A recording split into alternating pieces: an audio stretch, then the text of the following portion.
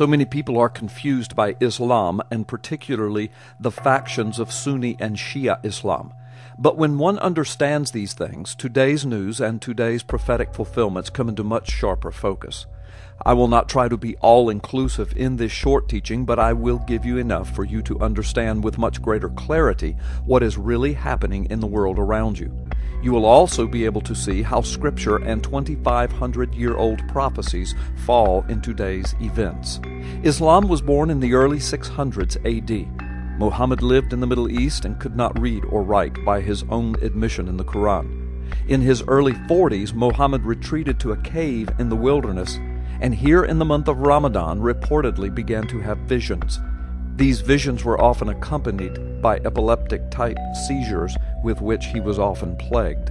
At first, Muhammad thought he was having visions of demons, but soon he became convinced that he was hearing from God, or Allah, as God is pronounced in Arabic, through the angel Gabriel. Muhammad shared his visions and revelations with those closest to him, and they encouraged him in his preaching as a prophet from God.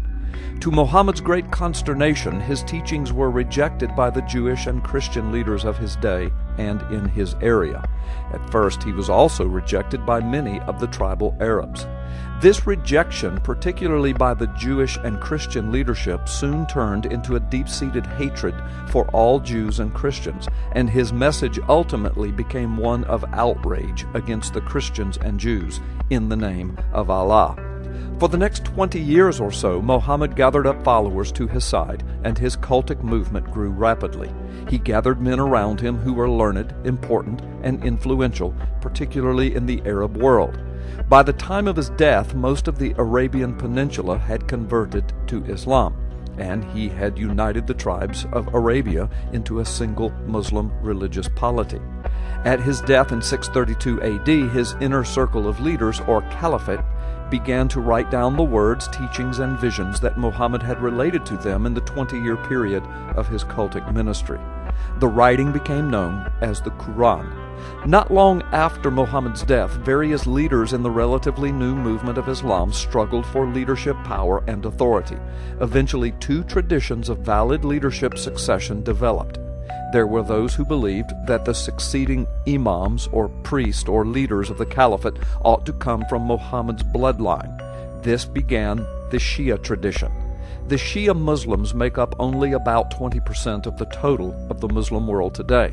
Their bitter rivals within Islam are those who hold to the Sunni tradition, that Muslim leadership ought to come from Muhammad's original caliphate, or governmental organization that he had gathered around him in the early days.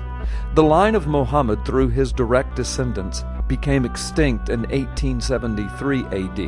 when the last Shia Imam, Muhammad al-Mahdi, who had no brothers, disappeared within days of inheriting the title at the age of 4.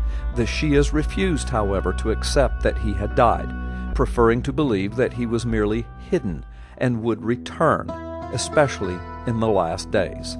When after several centuries this failed to happen, spiritual power passed to a council of 12 scholars who elected a supreme imam. The best-known modern example of the Shia supreme imam is the late Ayatollah Khomeini, whose portrait hangs in many Shia homes to this day. The Shia imam has come to be viewed with pope-like infallibility, and the Shia religious hierarchy is not dissimilar in structure and religious power to that of the Catholic Church within Christianity. Sunni Islam, in contrast, more closely resembles the myriad independent churches of the Protestants.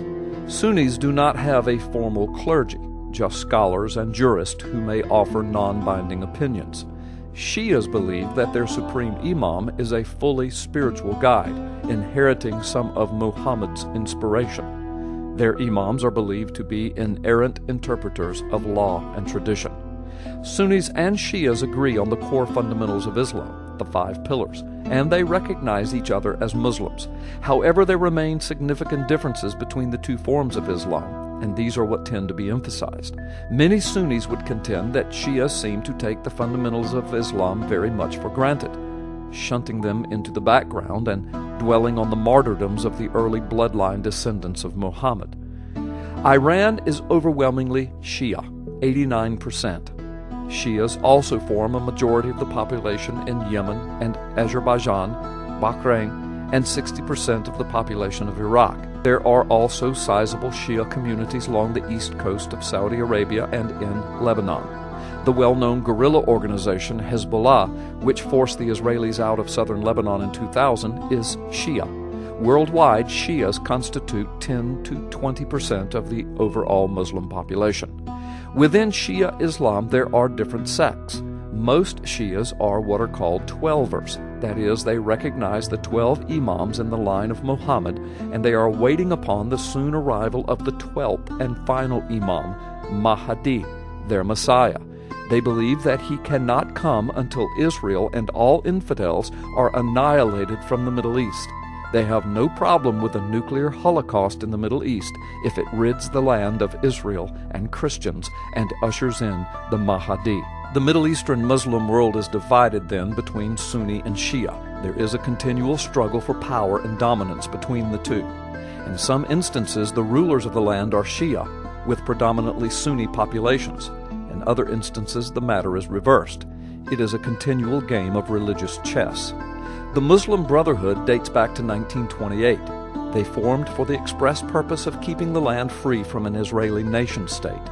They joined alliances with Hitler in World War II to attempt to exterminate the Jews from the land. The Muslim Brotherhood is Sunni. Al-Qaeda is also Sunni and was formed by Osama bin Laden in 1988. Its purpose is the global extinction of Jews and Christians, a global jihad.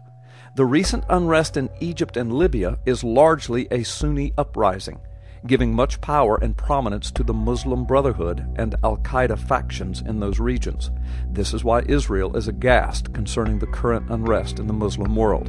It also explains Israel's disturbance that the President of the United States would involve U.S. military assets without congressional approval in the attempted overthrow of the Libyan regime. Barack Hussein Obama was raised in the Sunni tradition of Kenya and Indonesia Islam. Perhaps now you have a clearer understanding of what is happening in the world of prophecy and politics. If you understand this video, you now know more than most of our politicians and almost all of the talking newsheads. Keep praying. We are living in prophetic times.